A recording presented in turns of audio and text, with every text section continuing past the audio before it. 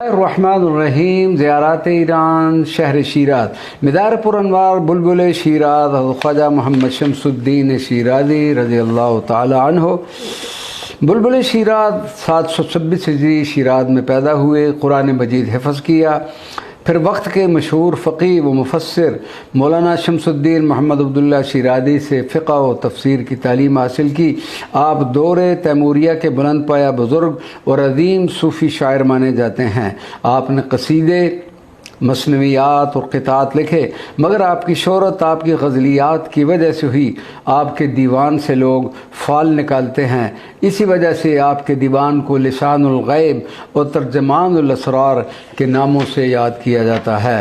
آپ نے اپنی زندگی میں شیراز میں متعدد انقلابات دیکھے، تقریباً 7 بادشاہ آپ کی آنکھوں کے سامنے تخت حکومت پر بیٹھے، خون ریز لڑائیاں ہوئیں اور حشر خیز جنگوں نے امن و سکون تباہ کر دیا تھا۔ الحمدللہ بلبل شیراز حضرت شیخ حافظ شمس الدین شیرازی کی بارگاہ مقدسہ معطرہ میں متعدد بار حاضری کی سعادت نصیب ہو چکی ہے۔